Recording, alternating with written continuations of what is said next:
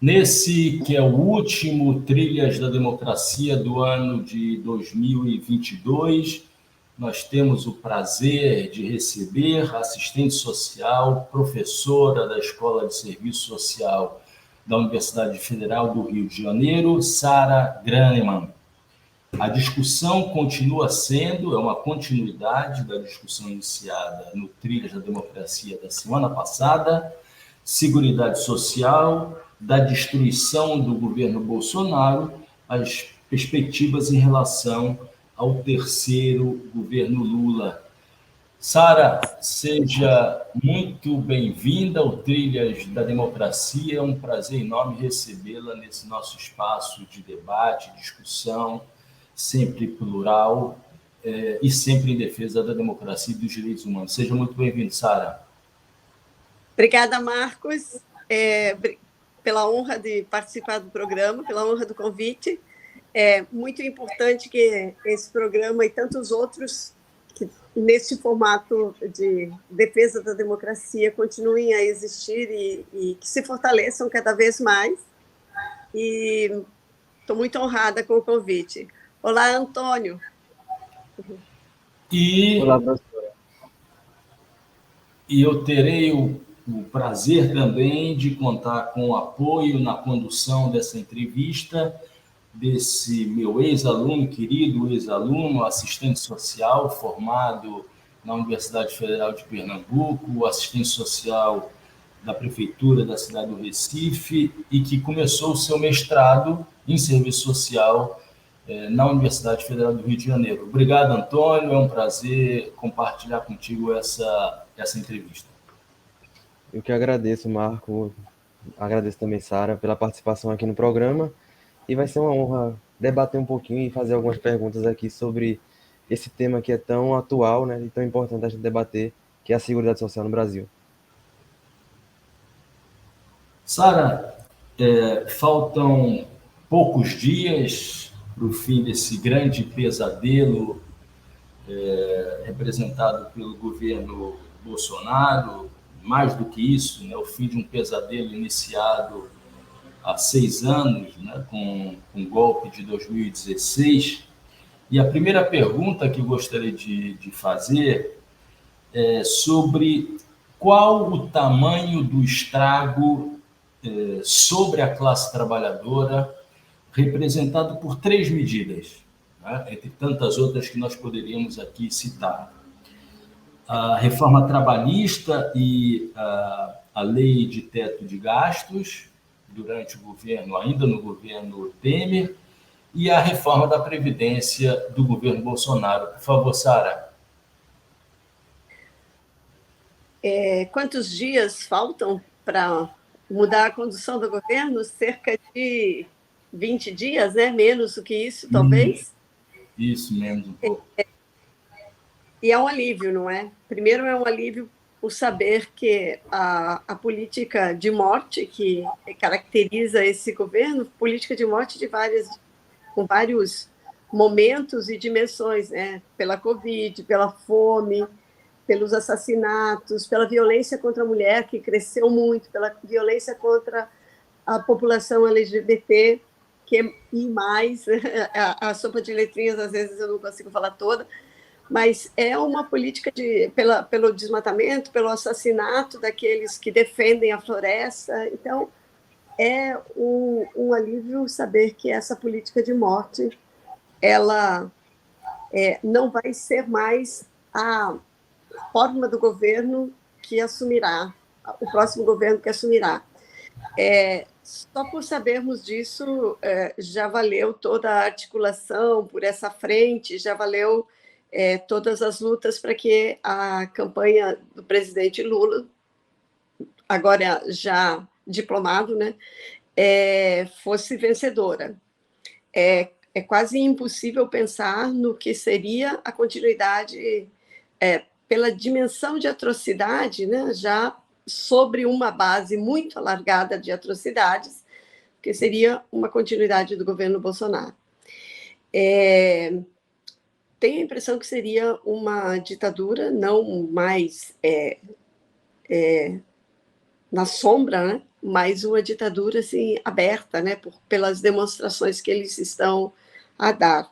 E uma ditadura que agora, ela já teve, né, na ditadura de 64, já tinha também o envolvimento de milícias, mas agora a escala, me parece, seria bastante mais agigantada, até que na própria ditadura, que foi, de 64, que foi aqui, inclusive fez da participação da milícia, né, algo presente nos governos. Então, dá, eu acho, para começar a respirar um pouquinho, com um pouquinho de alívio. Entretanto, não se pode ter ilusões que acabou o governo, acabou essa forma de ser que está presente na sociedade também, não é? Que é para além do governo. E eu sempre lembro, quando penso nesse governo, no belíssimo texto de Lukács, Cartas sobre o Stalinismo, né? Que ele fala que um regime de força, um regime autoritário, um regime ditatorial, é possível quando ele é reconhecido por uma base larga da sociedade, né? Que se organiza quase que como uma pirâmide, com modos de pensar na base assemelhados ao do ditador, ao do fascista, o sujeito de plantão, mas que vai se afinando para ter quase que um tipo ideal, né, de uma forma autoritária, portado por uma pessoa, mas que isso reflete os modos de ser de uma sociedade, de uma civilização. Então, acho que esse governo pôs a nu uma forma conservadora, discriminatória, autocrática, fascista, presente na sociedade brasileira, com todos os seus gigantescos preconceitos, né, raciais, de gênero, contra a classe trabalhadora, enfim, de modo muito forte. E então nós precisaremos continuar a combater essa forma de ser, e há muitas frentes para combatê-la, né?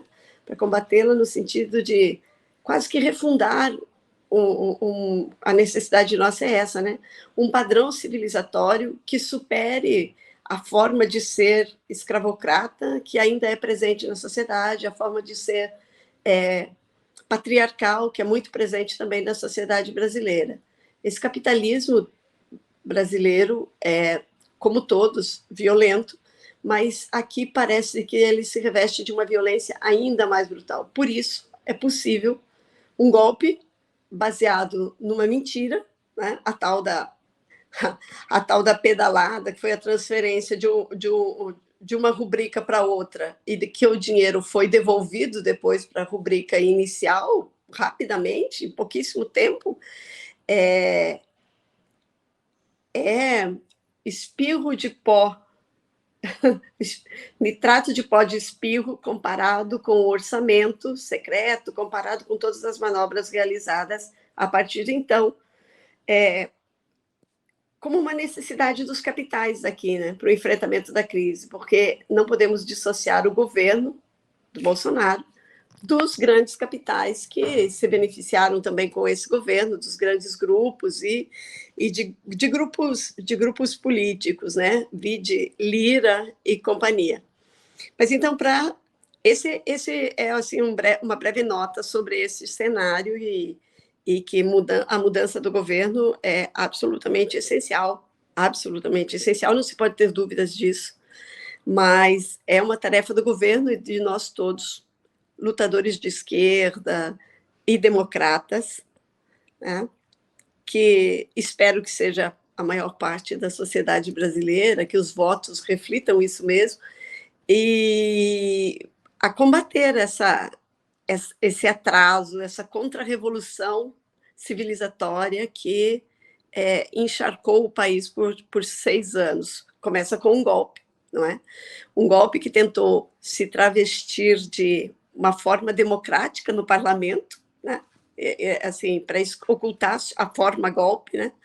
Então, o conteúdo golpe, e aí a forma foi, não cumpriu uma determinação constitucional, E depois disso, o abismo, né? Porque é disso que se trata. Acho que a gente ainda não tem condições de fazer o balanço inteiro de quantas mortes esses dois governos provocaram, porque não é, e já não seria pouco as mortes pela Covid, mas há todas as outras mortes, né? Pelo aumento da violência, pelo uso de armas, pela normalização do uso de armas, que tudo pode se resolver na bala, né? Com a fome, com o desemprego, com as filas do INSS, com os processos pelo desmonte do Estado para o trabalho, né? É um crescimento do Estado. Esse neofascismo, ele, como toda a política autoritária, ditatorial, faz crescer o Estado para os capitais, não é? Então, acho que não podemos ainda computar, e espero que logo que o governo assuma, ele possa fazer essa conta de modo larga, pelo acesso aos dados, o quanto a ausência de política social também matou, o quanto que a redução das políticas sociais, o quanto que desmontar o sistema de proteção mínimo às mulheres fez crescer o feminicídio de uma forma gigantesca, talvez o maior crescimento no Brasil. Dito isso, não se pode pensar que o teto de gastos, a reforma ou a contrarreforma trabalhista e a contrarreforma previdenciária não se pode... Sara, eu só gostaria de lembrar que você escreveu um artigo num livro chamado Seguridade Social, Previdência e Serviços Sociais, Desafios do tempo presente, né, publicado no ano passado pela editora Cortez, organizado por Ana Maria Cartacho, Maria do Socorro Reis Cabral. Você escreveu um artigo intitulado Previdência Privada, Produto e Instrumento da Acumulação de Capitais. Ou seja, quem tiver interesse já numa espécie de... Exatamente. Né, em fazer um certo balanço, digamos, um balanço de meio termo, né?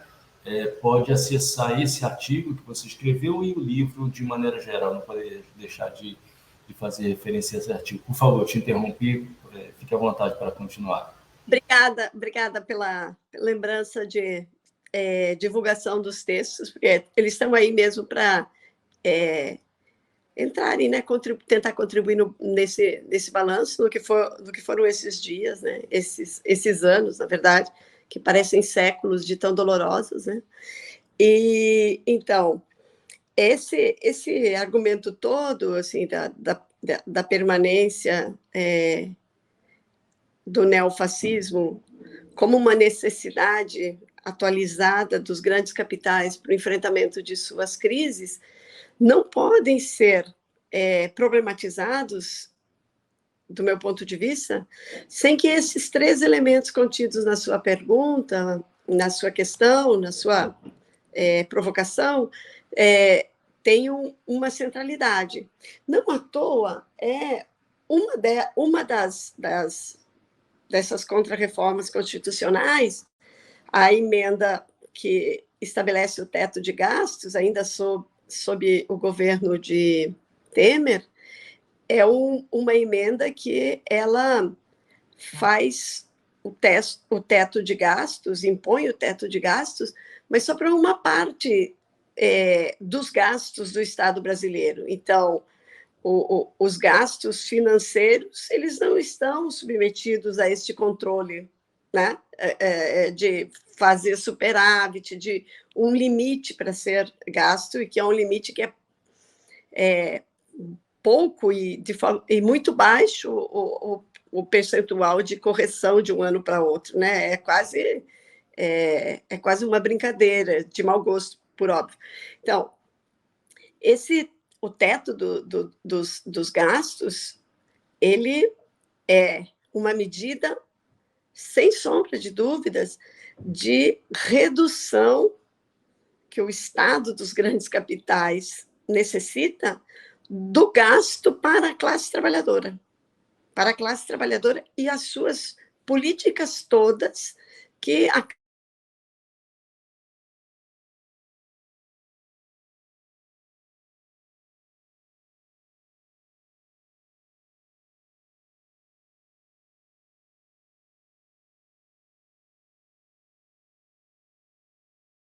não sei, caiu.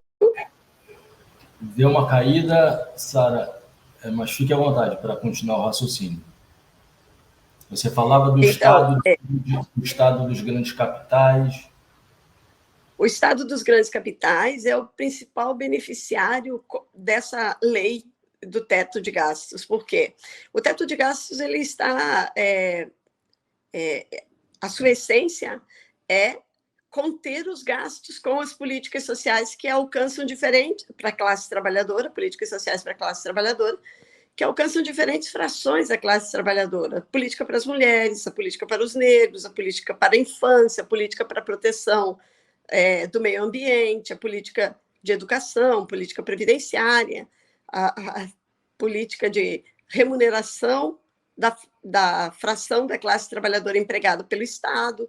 Então, o teto de gastos é uma medida central desse governo que vai se tornar, vai pôr em curso, a partir do golpe contra a presidenta Dilma, medidas contra-revolucionárias em benefício do capital. Ao fim e ao cabo, é isso que as medidas e os estados e os governos autoritários fazem, né, para usar com mais liberdade o fundo público a serviço dos capitais mais próximos de um dado governo. Então, o teto de gastos faz isso. O teto de gastos é uma das mais medonhas medidas constitucionais e que precisa ser revogada imediatamente para que se possa pensar em reinstituir minimamente direitos sociais para a classe trabalhadora. Junto com a contra-reforma trabalhista, é quase óbvio, mas nada é óbvio sem a reflexão teórica, né? Sem a análise. A contra-reforma trabalhista explicita quem vai pagar, como sempre, a conta da dificuldade dos capitais se reproduzirem cada vez aumentando mais a taxa de lucratividade. Então, contra-reformar as leis trabalhistas e imputar à classe trabalhadora brasileira uns 20 passos atrás dos mínimos direitos de proteção ao trabalho, de controle de contrato, controle público dos contratos de trabalho, das horas trabalhadas, dos sofrimentos do trabalho. A reforma trabalhista ela se conjuga à medida com o teto de gastos, porque, de um modo, por uma medida, controla que os direitos da classe trabalhadora sejam rebaixados pela via do Estado, e, com outra medida, diretamente interfere nas relações de trabalho, entre capital e trabalho. Então, não é à toa que elas estão articuladas. E, mais ainda, é muito importante essa questão, do modo como ela foi colocada, com essas três terríveis medidas articuladas para pensar o futuro e para pensar também o que foi esse nosso passado recente e as suas implicações sobre um futuro também, assim, aí em frente, né? O futuro próximo. A reforma da Previdência, neste contexto, ela é tanto conjugada à reforma trabalhista, à contra-reforma trabalhista, no sentido de redução e aumento das dificuldades da classe trabalhadora para conseguir aposentadoria, e ela é também um poderoso instrumento para que, com o limite do teto de gastos, se constitua, e a Seguridade e a Previdência Especial, elas são políticas sociais, a Previdência Social é uma política social que você mexendo na idade e no tempo de contribuição, você produz um extraordinário superávit e que não é devolvido sob a forma de previdência, mas para compor esse milionário recurso que a classe trabalhadora produz no Brasil, não só que não seria pouco e não é lateral, pela exploração, pela extração de mais-valia que o capital lhe faz, a classe trabalhadora, mas também por aumentar a exploração do trabalho pela via do trabalho necessário. Então, você pode, por uma medida, você pode ter de trabalhar mais 10, 15, 20 anos e contribuir para a Previdência nesse tempo maior, né? Então, é uma medida que se conecta ao trabalho, né? Porque a Previdência, infelizmente, está relacionada ao trabalho, ao contrato de trabalho, né? Então, ela se conecta à contrarreforma trabalhista e ela se conecta também à emenda do teto de gastos, porque não há política que tenha mais capacidade de fazer aumentar o fundo público nas políticas sociais do que a política previdenciária, porque, pelo menos por duas razões, porque ela se recompõe todos os meses, como contribuição ao Estado, e porque ela para o usufruto depois de largo tempo de contribuição. Então, uma política previdenciária, a trabalhadora Sara, o trabalhador Marcos, eu espero que o Antônio seja força de trabalho, apenas força de trabalho em formação, e que os seus dias de trabalhador sejam mais humanizados do que os meus e o do Marcos, mas ainda há tantos piores do que o nosso, mas é uma política de décadas. Você contribui por décadas nessa formação do fundo público. E é uma promessa para 30, 40, 60 anos depois, né, da contribuição.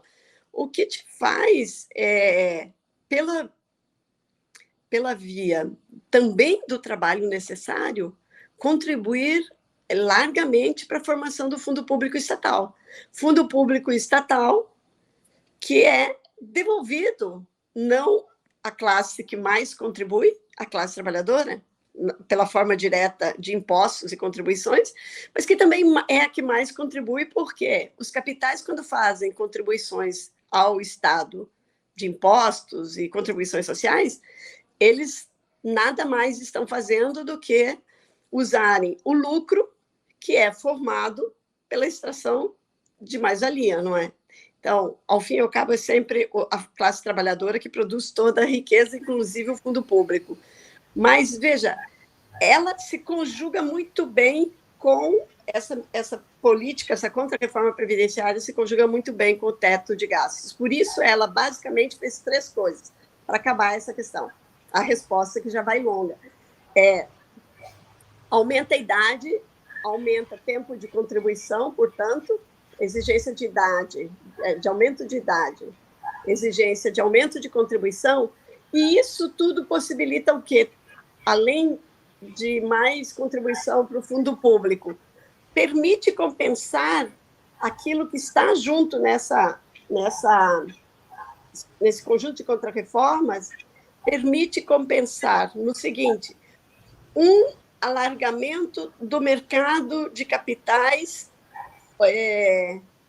oculto, investimentos de capitais ocultos sob uma palavra que é muito cara à classe trabalhadora desde a Comuna de Paris, previdência. Só que chamada de previdência complementar, ela revela a sua natureza privada, de investimentos de capitais e nada de previdência. Então, eu diria que a contra-reforma da Previdência tem imediatamente esses três pilares base. E a contra-reforma feita por Bolsonaro, ela amplia e impõe que seja estendido para toda a classe trabalhadora empregada pelo Estado no seu momento federal, estadual e municipal. Então, leva uma clientela gigantesca e nova para esse tipo de investimento capitalista. Não sei se eu consegui responder, embora tenha falado muito. Belamente. Sara, eu ainda tenho uma pergunta a fazer sobre fundo público, mas antes, Antônio tem uma questão. Por favor, Antônio. Então, aproveitando esse gancho, né, da resposta da professora sobre a reforma trabalhista, um dos alvos também do governo Temer, passando também pelo governo Bolsonaro e nessa necessidade dos grandes capitais de acúmulo e de alargamento do seu acúmulo de capitais, o setor sindicalista foi bastante atingido nesse processo, tanto em 2016 quanto em 2019 para frente. E aí a pergunta que fica é: como a professora enxerga esse papel do sindicato, dos sindicatos na composição de um novo governo Lula, e se há espaço para um ressurgimento do protagonismo da classe trabalhadora nessa nova coalizão que foi formada desde o primeiro turno e também no segundo turno, com aspectos políticos tão diversos nesse processo de composição de um futuro governo Lula. Então, esses dois papéis: o papel do sindicato num possível governo Lula, e se há espaço nessa coalizão para a atuação desse papel da classe trabalhadora através dos sindicatos, por exemplo. Excelente e difícil questão também, como a anterior. Mas excelentes são as questões que eu acho que são incontornáveis no nosso debate do futuro que começa daqui uns dias, né? Olha, do meu ponto de vista, a experiência dos sindicatos nos governos do Partido dos Trabalhadores no período anterior, do meu ponto de vista, não deveria ser repetido. Assim, teve uma, por exemplo, articulada pela presidenta Dilma, um grande grupo para pensar a contrarreforma da Previdência. Então, nesse grupo teve Estado, capital e trabalho. E o trabalho foi representado os grandes sindicatos, pelas grandes corporações de trabalhadores do país. Do meu ponto de vista, a estrutura sindical não deve se confundir com o Estado e nem com os governos. A estrutura sindical ela deve negociar com o governo, ela deve pressionar os governos, ela deve levar as suas propostas para que o governo escute a classe trabalhadora, mas não nessa perspectiva de formar uma grande comissão, por exemplo, um grande conselho, no qual me parece que era sempre 2-1, né? Estado e capitais e trabalhadores, né? Então, assim, já é uma forma de pensar o Estado e o governo, principalmente, que pode ser uma tentativa assim, que a lei demonstra como conciliação de classe, né? Então, também é outro ponto que eu acho que nós não devemos deixar de pensar, porque é muito importante para o nosso futuro, né? E que eu acho que ajudaremos mais, não nos confundindo com o governo e Estado, e fazendo o papel de diálogo, de pressão nas ruas, para que a pressão dos capitais não seja predominante, né, no governo que virá, mas também o movimento sindical, no começo, e por quase todos os governos do Partido dos Trabalhadores, o movimento sindical fez foi quase um parceiro dos governos.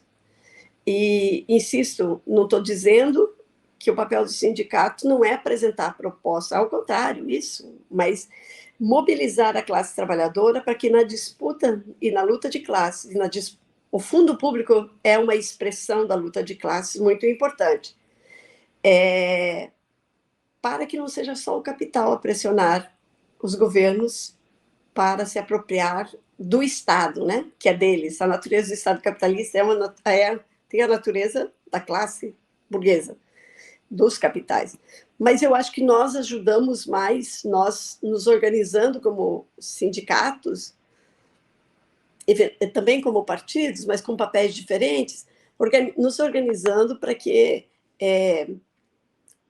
ao pressionarmos o Estado e os governos, a classe capitalista perceba que estamos na luta pela disputa do fundo público e não aceitaremos perder, como nós temos perdido há décadas, né? No campo do trabalho, no campo da previdência, no campo dos direitos sociais. Porque também teve uma contrarreforma da Previdência em 2003, teve também sob a presidenta Dilma.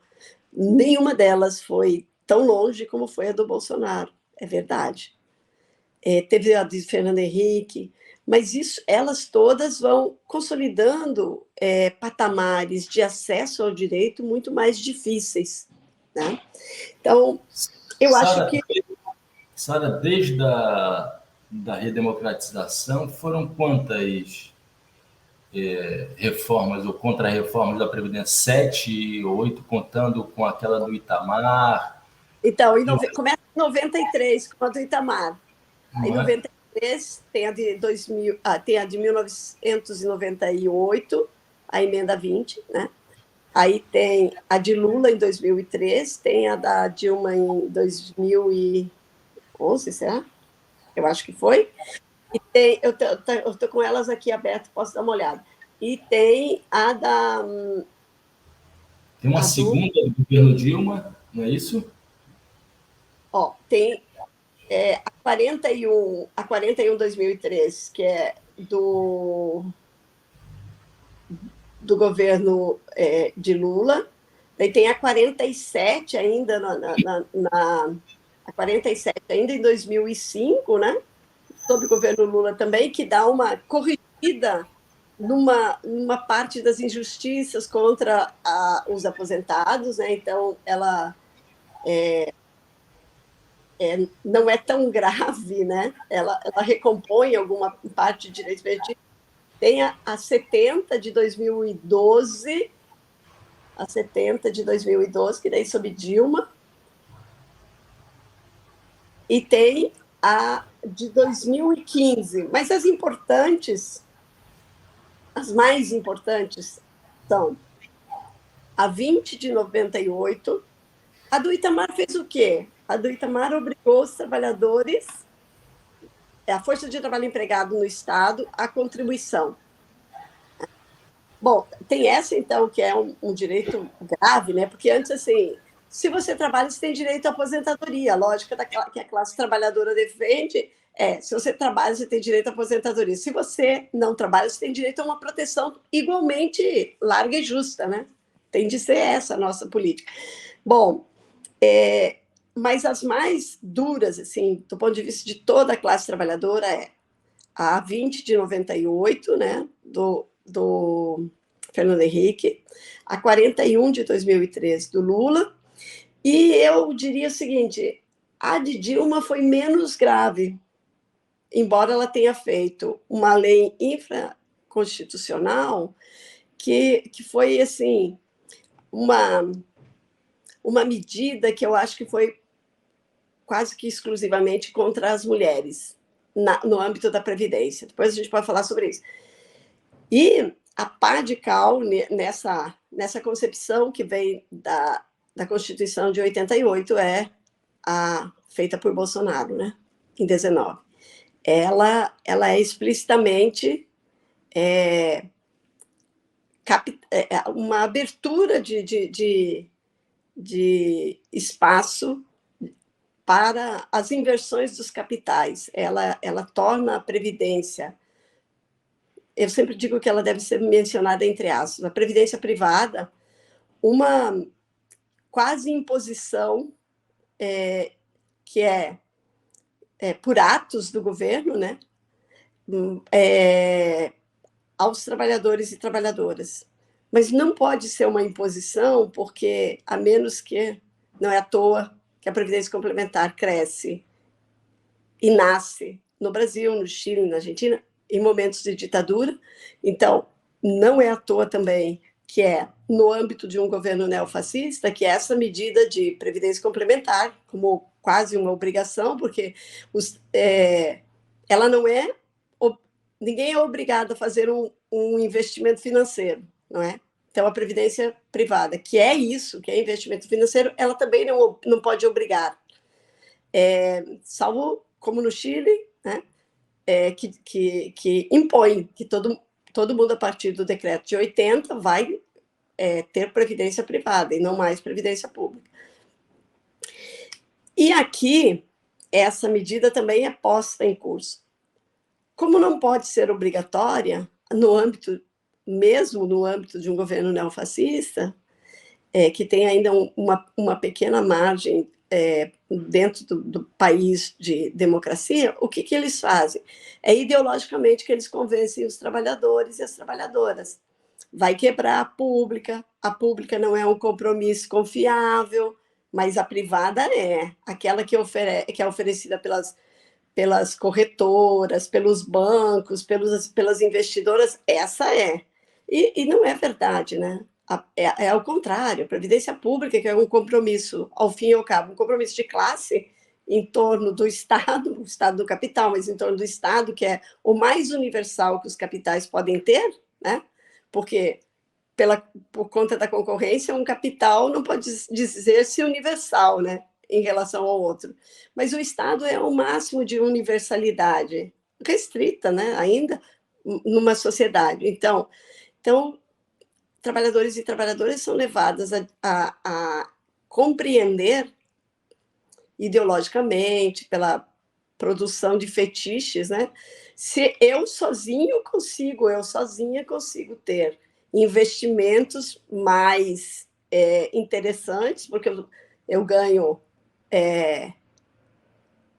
10 mil do que alguém que ganha R$ 1.000. Então, não vamos estar juntos numa mesma previdência, porque eu pago mais, eu sustento aqueles que... Compreende? É uma quebra de solidariedade muito grave.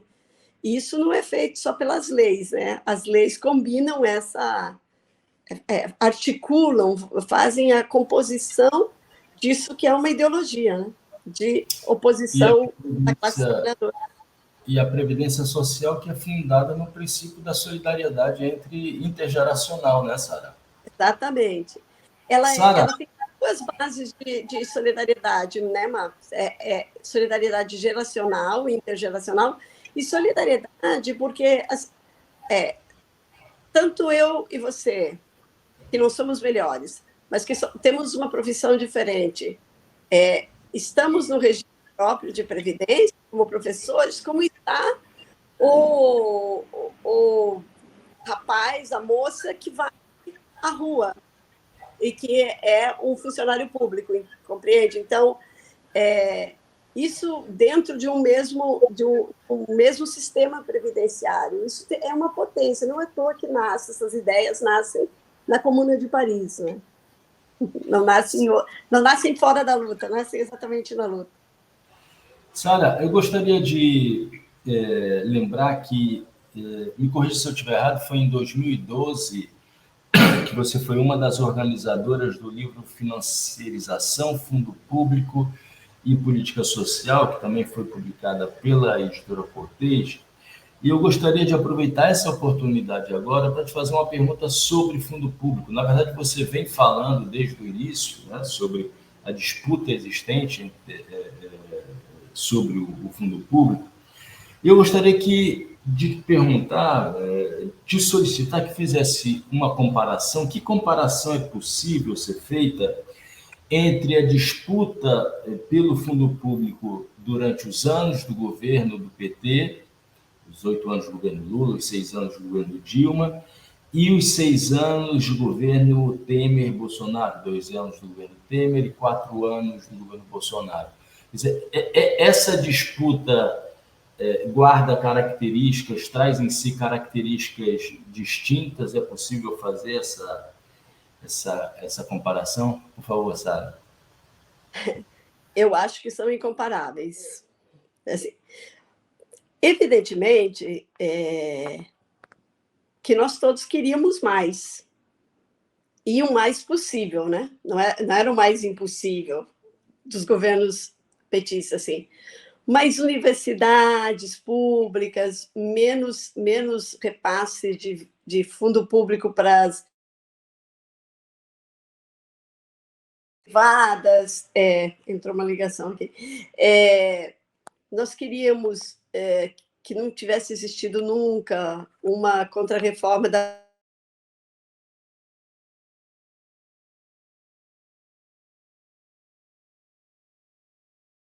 ligação. Eu já recusei 2 vezes e continuo.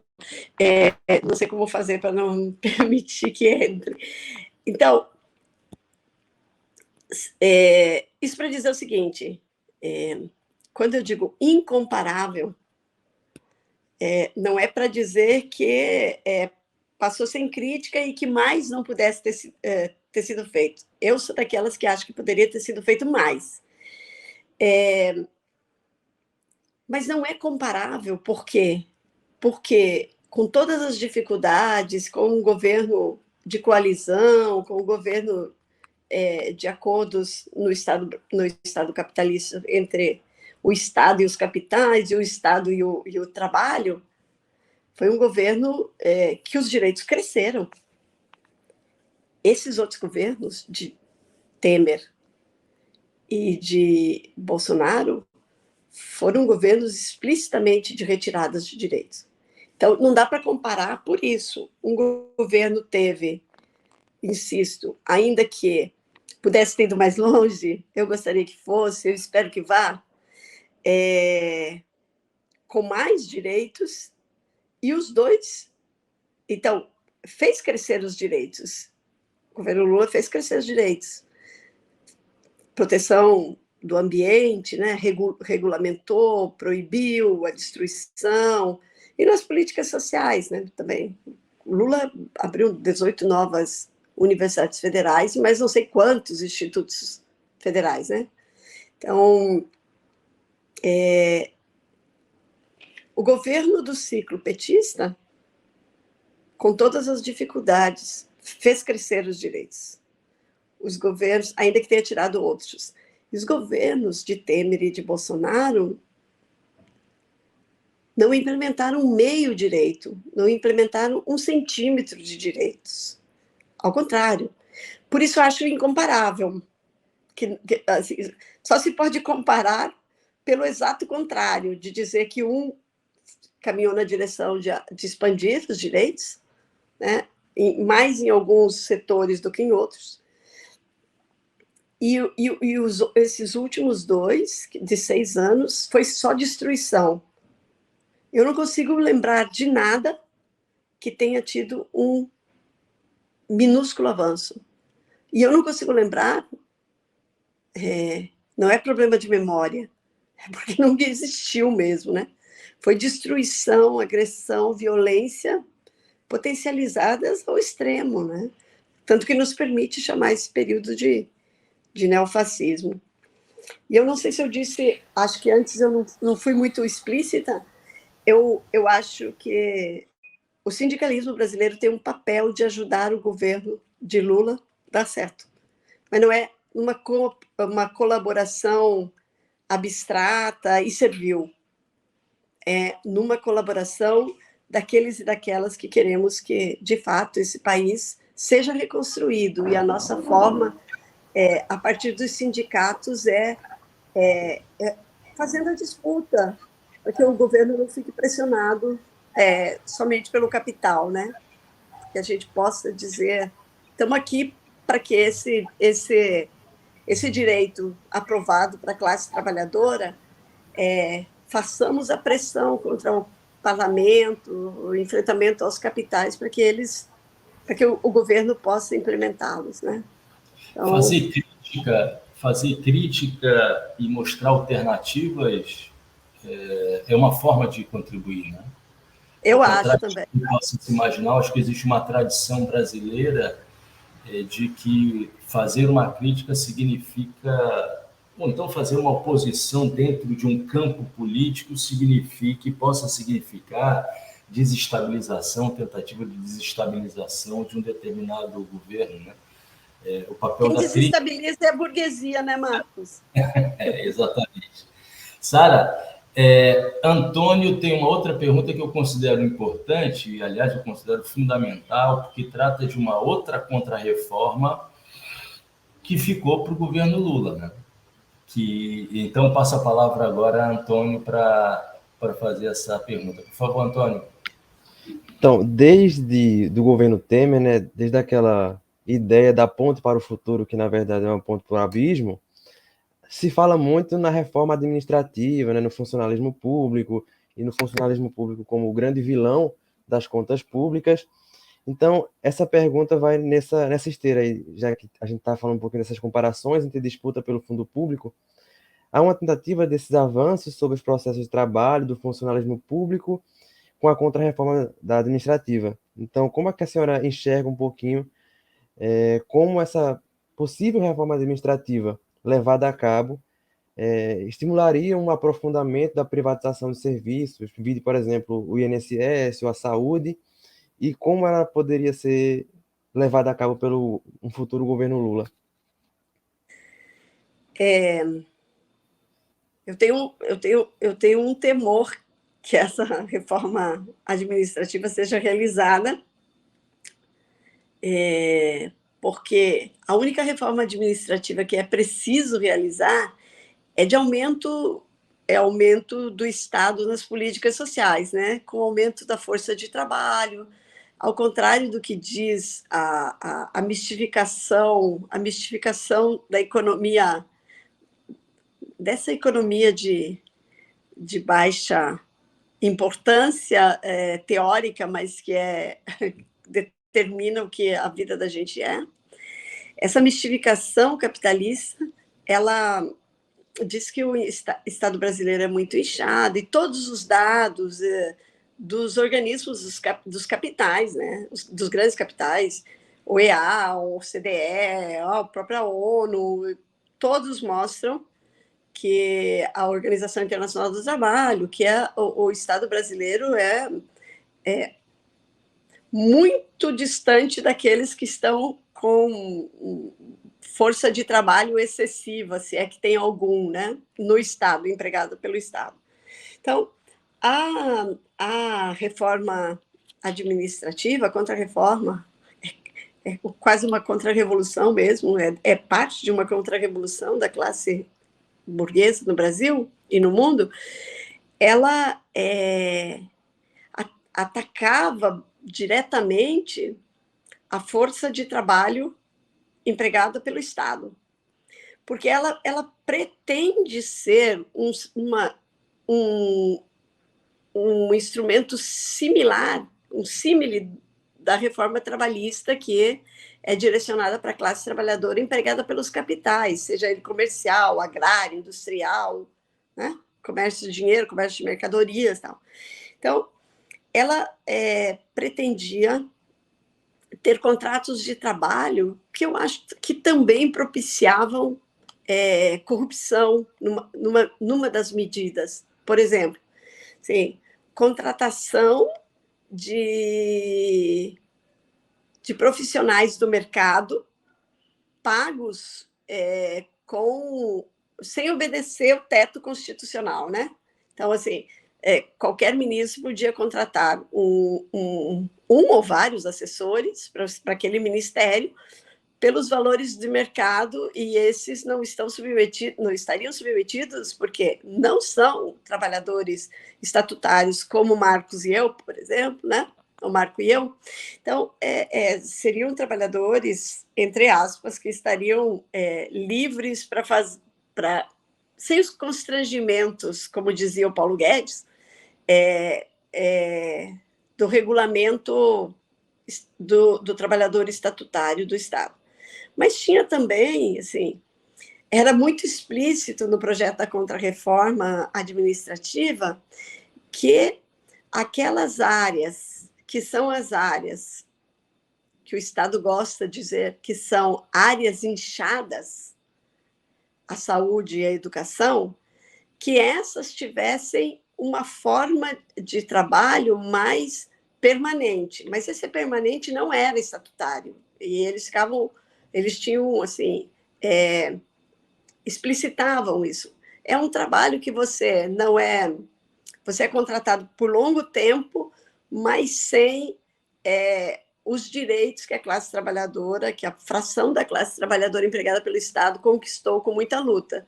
Então, dizia assim, esses dois campos não precisam, essas duas políticas sociais, que empregam muita gente, e veja, é também, ao mesmo tempo, uma política muito machista e patriarcal, eu diria, porque saúde e educação são duas políticas que empregam majoritariamente mulheres, assim, uma porção bem grande da educação e da saúde, tomando educação da creche ao pós-doutorado, você tem uma concentração de mulheres realizando essa política social, né? Que tem a ver com a reprodução social e na saúde idem.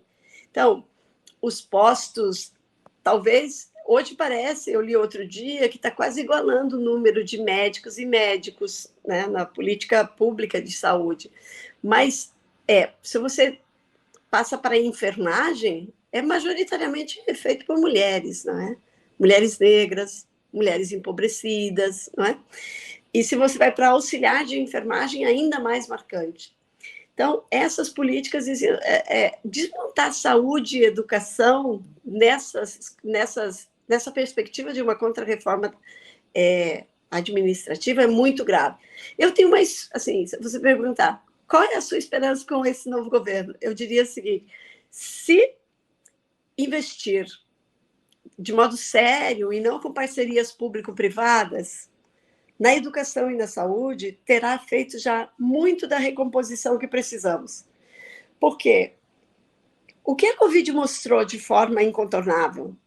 Que sem política de saúde pública para as UTIs, com hospitais públicos e não transferindo dinheiro para os privados, das UTIs,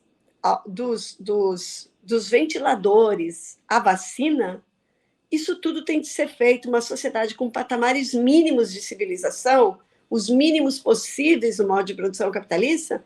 A saúde e a educação têm de ser políticas sociais, tem que ser políticas mantidas, realizadas e feitas pelo fundo público, inclusive com a sua força de trabalho protegida para poder fazer, né? Protegida para poder fazer, para denunciar que naquele hospital não está chegando o oxigênio, não é? Então, e para denunciar uma compra de vacina que foi postergada por 7 meses, matando milhares de pessoas, porque se tratava de negociar ganhos para a equipe do alto escalão do governo. Tá? Então, eu tenho uma esperança que eu vou te dizer, viu? Que se isso se realizar, já é importante termos feito tanta campanha, tanta luta para que o governo de Lula o presidente Lula fosse eleito. A educação e a saúde estão muito, muito quebradas nesse país. Recompô-las é uma tarefa civilizatória. Não sei se vai ser possível. Florestan Fernandes dizia que talvez as reformas que precisamos já não sejam mais possíveis. Mas eu acho que, pelo menos um pouquinho, mais 18 universidades seria incrível, né? Sara, nós estamos chegando ao final desse programa. Eu teria mais uma pergunta, mas, em parte, ela acabou de ser respondida, que seria exatamente uma pergunta sobre as tuas expectativas, sobre o que fazer diante da margem estreita de manobra política que o atual governo tem. Você acaba de respondê-la, dizendo que é preciso elencar prioridades, e as prioridades do que fazer com o fundo público passam exatamente por essas duas áreas vitais. Eu gostaria que, nesses últimos minutos que nós temos aqui, gostaria de deixar os microfones do Trilha da Democracia abertos a você para uma uma saudação de despedida. Esse, como eu disse no início, esse é o último Trilha da Democracia do ano de 2022. A gente vai fazer uma pausa no dia 25 e no dia 1º de janeiro. Então, eu gostaria de abrir os microfones do Trilha da Democracia para você fazer uma saudação final. Por favor, Sara. Muito obrigada a vocês, primeiro, ao Marco, que faz esse trabalho tão incrível de abrir os microfones mesmo para proposições diversas, de muitos matizes, né? E além daquelas duas políticas, eu diria assim, cuidar da natureza, né? Porque as medidas absurdas que já estão sendo tomadas para que a vida continue para os ricos em outros planetas vão a passos largos, né? Mas eu queria dizer que ademais de críticas, e é isso que o Marco falou, a crítica não é para uma oposição que queira destruir, né? Mas eu gostaria muito, muito, muito de dizer que começar o ano de 2023 com o governo Lula não é pouca coisa depois de 6 anos que nós passamos, né? Não é mesmo pouca coisa. É uma possibilidade de poder avaliar, por exemplo, todo o desvio do fundo público que foi responsável pela morte de milhares de pessoas no Brasil. Para mim, isso não é legal. Esse orçamento secreto, ele tem de ser desmontado. As pessoas que o realizaram, que são cúmplices ou são atores diretamente de milhares de mortes, além da Covid, não podem passar de novo com essa anistia ampla, geral e restrita, né? Desde a ditadura. E não pode também um governo que foi estimulador de tantas mortes, foi responsável por tantas mortes, não ter nenhuma punição por tantos crimes. É preciso, como parte da refundação civilizacional da nossa nação, da nossa classe trabalhadora, que comecemos em alguma hora, e eu espero que seja tomado muito a sério. E eu tenho a impressão que é por isso que se cala o inominável nesses dias. Se cala porque sabe a dimensão dos crimes que cometeu e se cala tentando buscar uma saída, como se ficar calado o transformasse num poeta, né? Ficar calado fosse uma possibilidade do cancelamento dos seus crimes contra a humanidade, né? Então, eu tenho esperança que, ao menos isso, a gente consiga pôr em curso. Se conseguirmos pôr em curso cuidado da natureza, a saúde, a educação, a fome, evidentemente, né? A fome é a primeira coisa a se resolver. Com fome, ninguém pode se tornar social, né? Com fome é uma regressão quase orgânica e natural, não é? Então, é preciso que a fome seja resolvida. E eu espero que essas coisas que estão um patamar ainda bastante recuado aqui da minha parte, já terá valido a pena as lutas todas que fizemos em voto a voto disputado para que essa eleição fosse ganha pelo presidente Lula. Então, é assim, uma palavra de esperança com temores também, né? Mas isso nós também temos uma parte a fazer, que é continuar empurrando e colaborando para que mude o Congresso, para que o Congresso não se sinta poderoso para fazer o que quiser com o fundo público da classe trabalhadora brasileira. Muito obrigada. Eu espero que você faça uma cobertura, não, Marco? Da posse? É possível. Não vão, Antônio? Vamos embora. Levar as prioridades da educação, da juventude negra, não é? Temos aí que pensar mesmo, das mulheres. Sara, Muito esse Trilhas da Democracia de hoje, na verdade, é o Trilhas número 190, Uau! e já se vão 4 anos desse programa, que nasceu exatamente no dia seguinte ao resultado das eleições de 2018, a vitória de Jair Bolsonaro. De lá para cá foram 190 programas atravessando todas essas mazelas, a pandemia, o pandemônio, e eu gostaria de dizer que nós voltaremos no dia 8 de janeiro para o 5º ano do Trilhas da Democracia, como Sara disse, escutando, dando voz, né, a todos os matizes, mas dentro de um campo político muito específico, muito preciso, que é esse da defesa da democracia entendida como socialização dos poderes. Né? Então, aqui tem voz aqueles que discordam, mas dentro desse campo político. E o meu desejo é de reencontrar Antônio no próximo ano. No próximo ano, o Trilhas da Democracia sempre terá um aluno convidado a me apoiar nas entrevistas. E o meu desejo a todas as pessoas que ouvem, que acompanham, assistem o Trilhas da Democracia em 2023, é que nós tenhamos finalmente paz, que finalmente nós tenhamos a saúde recuperada, que nós tenhamos igualdade social, que nós voltemos a lutar sem medo pela igualdade social e que nós tenhamos democracia.